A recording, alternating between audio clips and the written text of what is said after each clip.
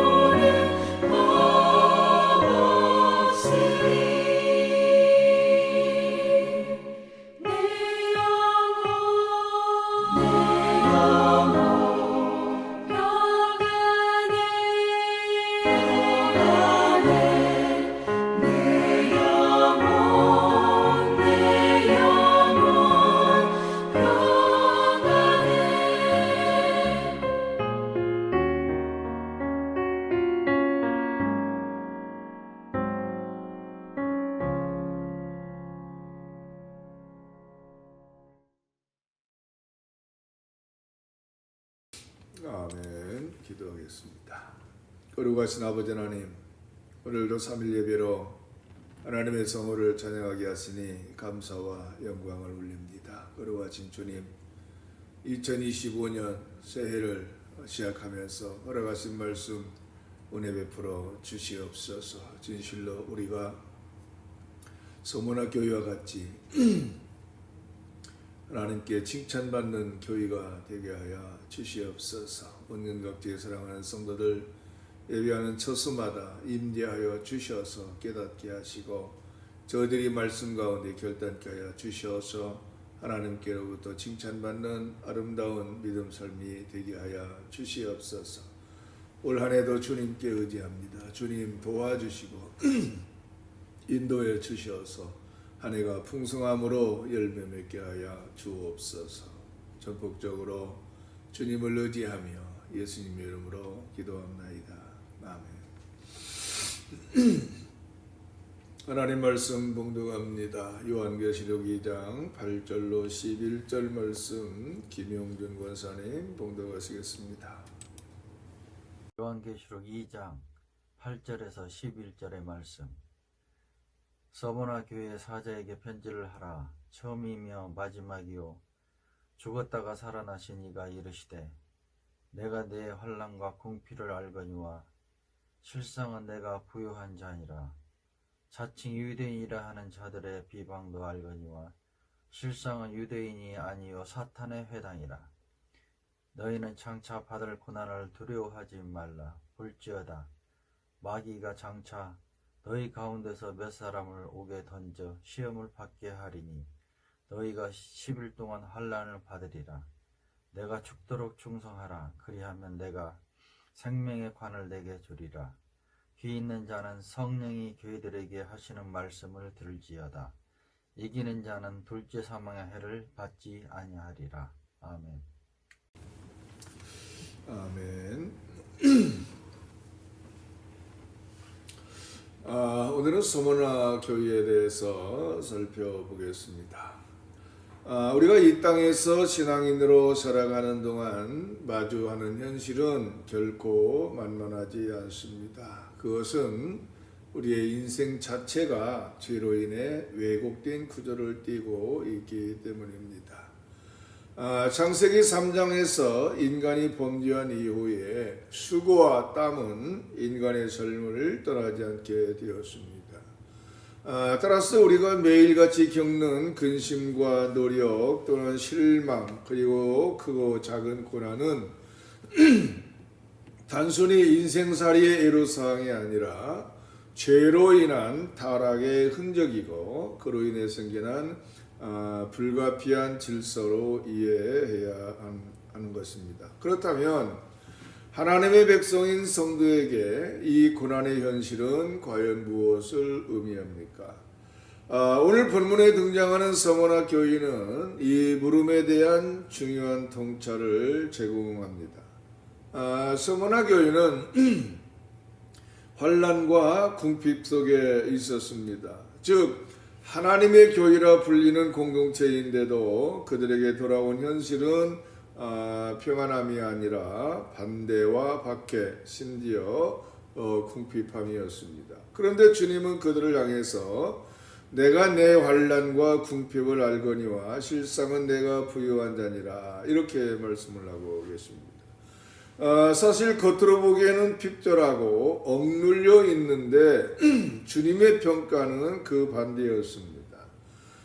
여러분 이것은 우리에게 아주 중요한 메시지를 줍니다. 바로 이 땅에서의 삶에서 우리가 겪는 고난이 하나님 앞에서 반드시 결핍이나 실패를 의미하는 것은 아니라고 하는 것입니다.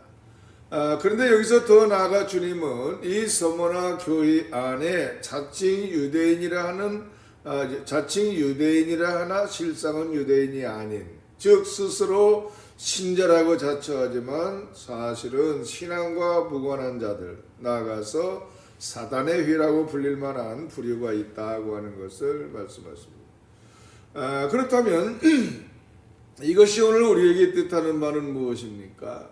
그것은 바로 교회라고 하는 유형적 울타리 안에도 참된 믿음을 지닌 사람과 그렇지 않은 자들이 섞여 있다고 하는 말씀입니다. 더 놀라운 것은 이 서머나 교회 안에서 참된 신자들이 당하는 환난이나 궁핍이 교회 밖의 불신자들 때문만이 아니라 그 안에 거하는 자칭 신자들에 의해서도 주어진다고 하는 점입니다. 여러분, 사실 교회라는 이름을 가진 공동체 안에도 하나님의 시각으로 볼 때에 참되지 않은 이들이 존재할 수 있으며 이들은 하나님의 백성들에게 고난을 안기기도 합니다. 따라서 사실 이 사실은 우리에게 오늘날 큰 도전을 줍니다. 우리는 흔히 교회라는 공동체 안에 들어오기만 하면 혹은 기독교적 신앙의 언어를 쓰기만 하면 다 같은 성도라, 다 같은 신도라 이렇게 생각하기 쉽습니다. 그러나 주님은 결코 인간의 위적 형태나 제도적 구조 자체를 교회로 인정하지 않습니다. 따라서 교회라는 간판 아래 다양한 사람들이 모일 수 있지만 참된 교회, 곧 주님의 몸된 교회는 주님이 친히 선택하시고 가려내시는 공동체입니다. 그리고 그 가려내시는 과정에서 바로 말씀은 결정적인 역할을 합니다. 바로 이 말씀 앞에서 자칭 신자들의 진면목이 드러나기 때문인 것이죠. 여러분, 오늘날 많은 이들이 교회 생활을 하면서 혹은 신앙의 이름을 붙이고 세상을 살아가면서 고난 없는 평안한 신앙을 기대합니다. 즉 하나님을 잘 믿으면 고난에 면제되고 그 대신 형통한 삶만 계속될 것이라 이렇게 은근히 바라기도 합니다. 그러나 성경은 그 어디에도 고난의 전면적인 면제를 약속하지 않습니다. 오히려 참된 신자들은 주님이 가신 십자가의 길을 따르며 그 과정에서 반드시 환난을 경험하게 된다 이렇게 말씀하고 있는 것이죠. 바로 주님께서 서머나 교회에 말씀하신 것도 바로 이것입니다. 너는 장차 받을 고난을 두려워하지 말라.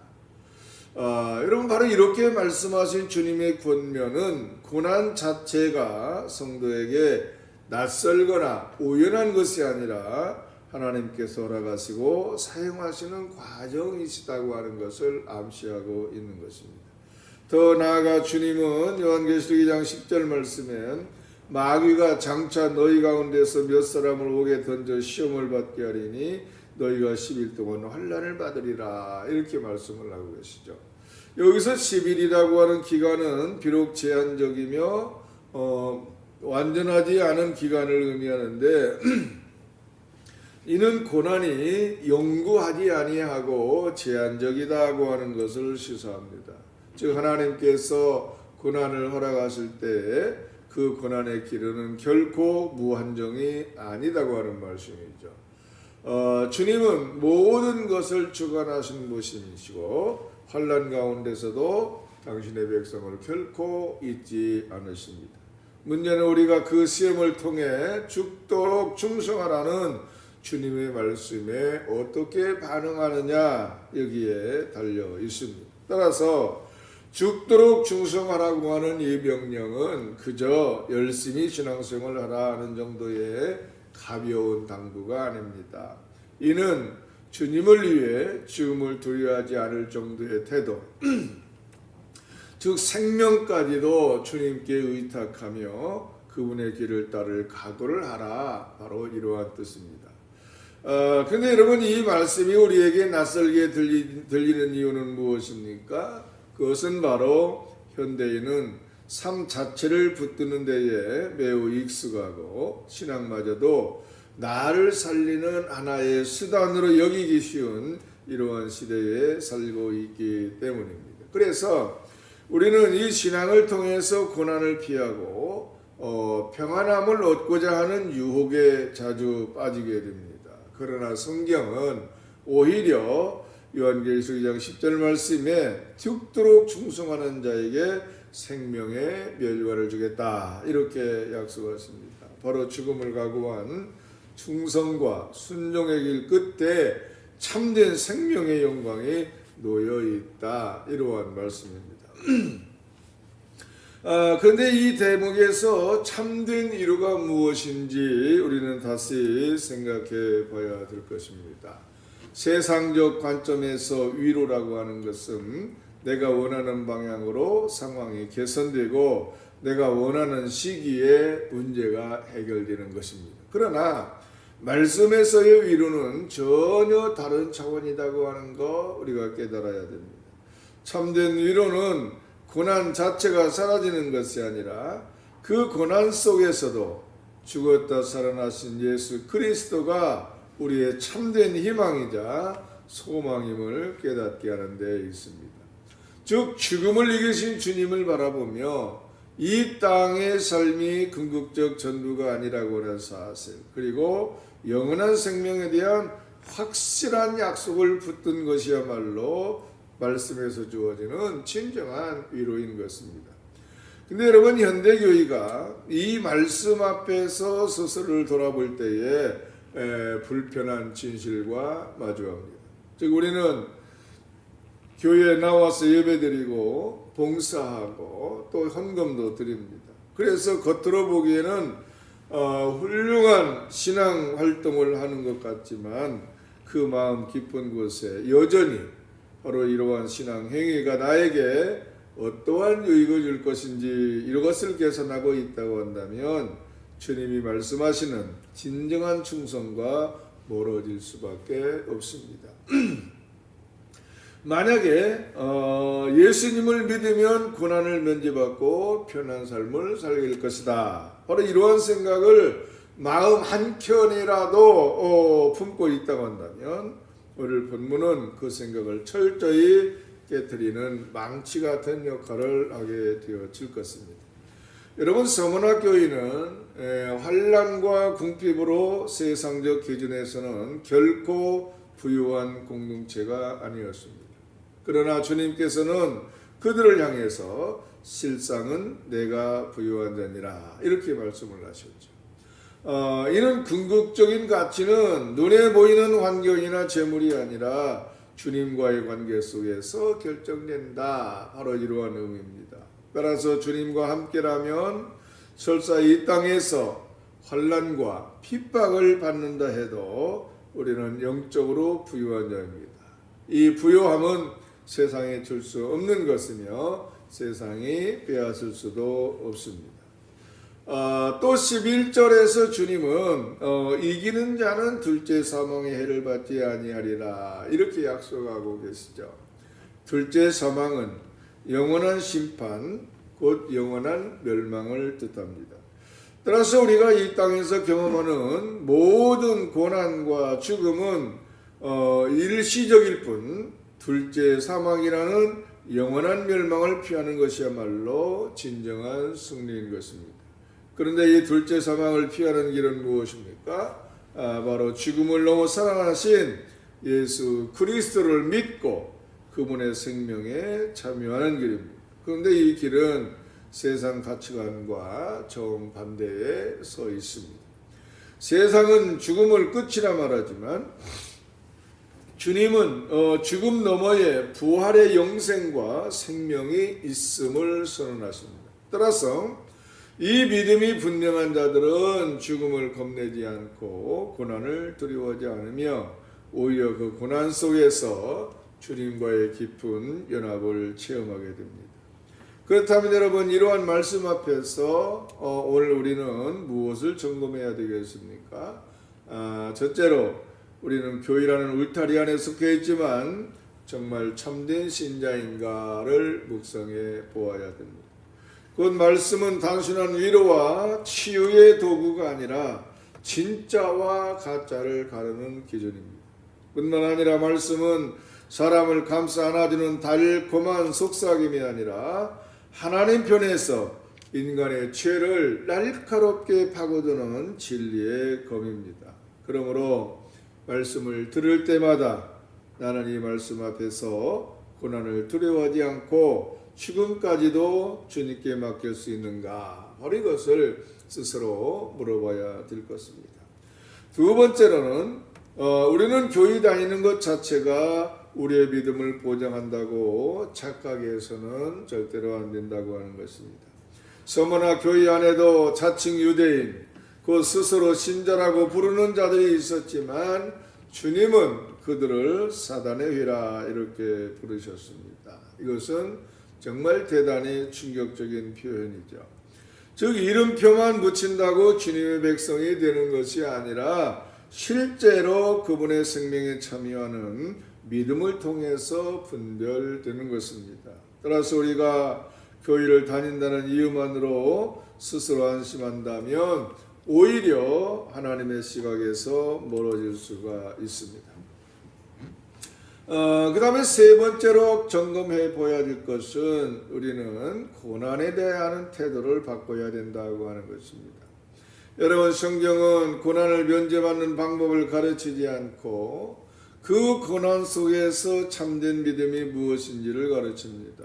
즉 죽도록 충성하라고 하는 명령을 부여잡고 주님이 허락하신 시험의 기간을 지나갈 때에 우리는 비로소 진정한 내면의 그 신앙의 내면을 보게 되는 것입니다. 그리고 이 과정을 통해서 생명의 면류관, 둘째 사망의 해를 받지 않는 영광의 약속을 붙들게 되는 것입니다. 마지막으로 이 모든 것이 우리에게 진정한 위로임을 깨달아야 될 것입니다. 여러분, 세상의 기준으로 보면 위로는 괴로움의 즉각적인 해소를 뜻합니다. 그러나 성경에서 위로는 궁극적 생명과 부활의 뿌리를 둡니다.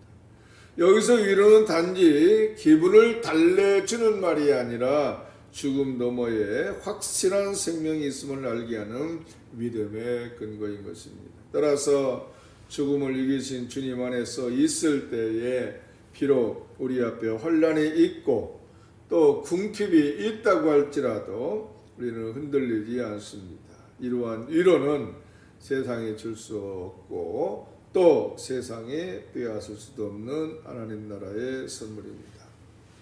사랑하는 성도 여러분, 오늘 본문을 통해서 우리가 깨달아야 될 것은 분명합니다. 참된 신자는 고난을 맞닥뜨렸을 때에 그 고난 속에서 자신이 주님과 연결되어 있음을 다시 한번 인식하는 사람입니다. 참된 교회는 숫자나 건물의 크기로 판단되지 않으며 그 안에 어떤 부류들이 섞여 있더라도 주님의 말씀을 통해 진실한 신자가 분별됩니다. 그리고 그 진실한 신자는 죽음까지도 마다하지 않고 주님의 길을 따르며 결국 생명의 멸관을 받게 될 것입니다. 사랑하는 성도 여러분, 이제 이 말씀을 마음에 새기고 스스로를 돌아보시기 바랍니다. 혹시 우리의 신앙이 평안함을 추구하는데 혈안이 되어 있지는 않습니까? 혹시 하나님을 믿는다고 말하면서도 사실은 세상적 가치관에 기초한 안전지대를 벗어나지 않으려 하는 것은 아닙니까? 오늘 주님은 이 서머나 교회에 장차받을 고난을 두려워하지 말라 말씀하셨습니다. 이것은 오늘 우리 모두에게 주는 말씀입니다. 장차받을 고난, 오늘도 겪고 있는 고난, 앞으로 다가올 불안한 상황을 두려워하지 마십시오. 얼어 죽도록 충성하는 이들에게 생명의 멸류관이 약속되어져 있기 때문입니다. 사랑하는 성도 여러분, 오늘 이 생명의 약속을 굳게 붙드시기를 바랍니다. 죽음 너머에 있는 부활의 소망, 또 둘째 사망의 해를 받지 않는 영원한 생명을 바라보시기를 바랍니다. 그럴 때 우리가 당하는 고난은 더 이상 낙심과 두려움의 이유가 아니라 이렇게 살아가는 것이 참된 신자의 길이었구나를 확인시키는 자리로 변모하게 되어질 것입니다.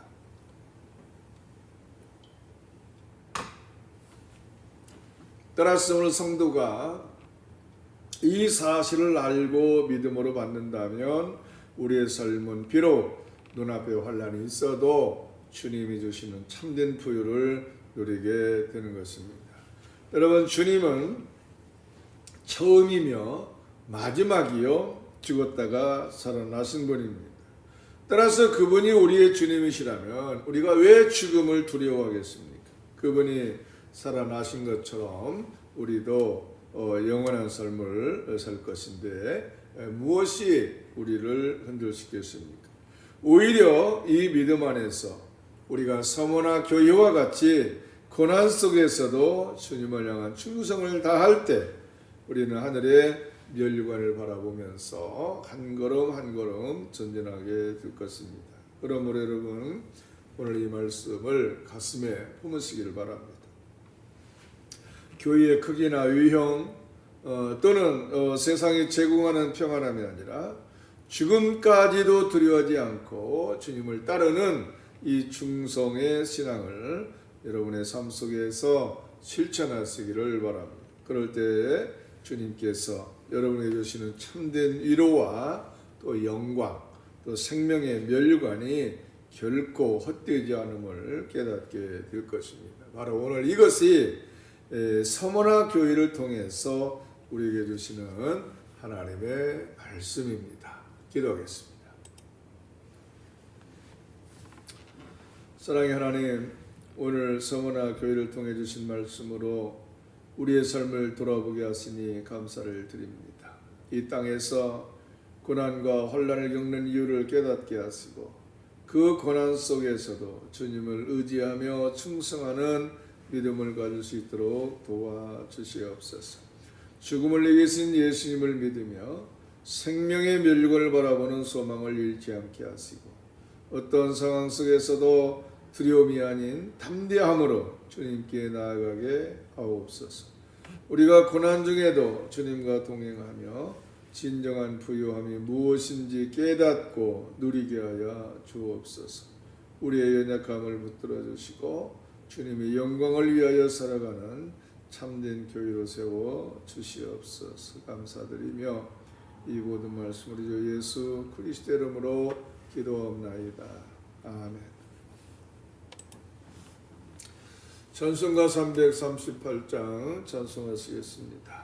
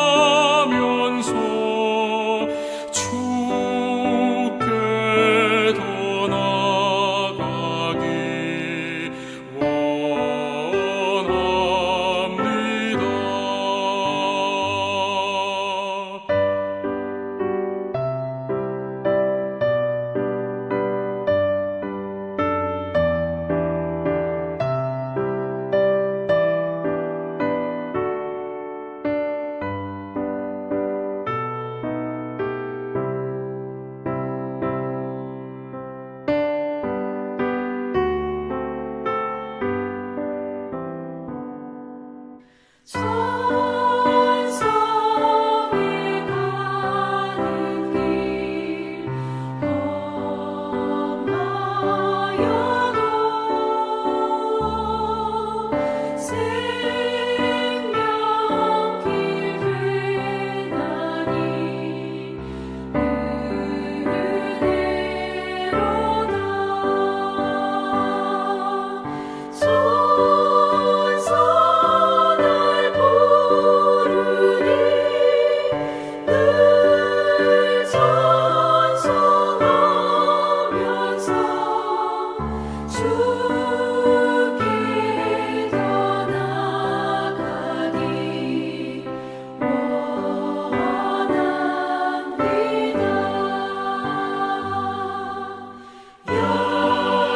야곱이 잠깨어 일어나도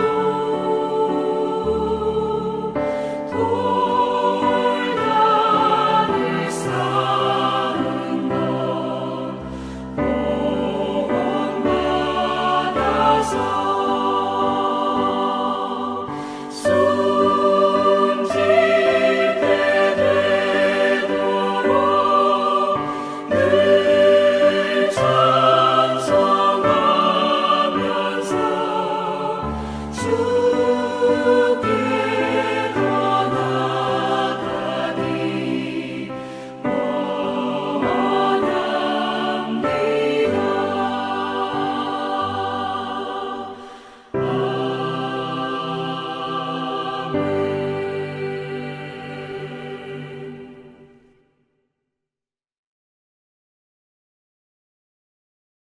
아멘. 주기도문으로 수요예배를 마칩니다. 하늘에 계신 우리 아버지여, 이름이 거룩히 여김을 받으시오며 나라가 임하시오며 뜻이 하늘에서 이루어진 것 같이 땅에서도 이루어지이다. 오늘 우리에게 일용할 양식을 주시옵고 우리가 우리에게 죄 지은 자를 사하여 준 것 같이 우리 죄를 사하여 주시옵고 우리를 시험에 들게 하지 마시옵고 다만 악에서 구하시옵소서. 나라와 권세와 영광이 아버지께 영원히 있사옵나이다. 아멘. 수요예배를 모두 마칩니다.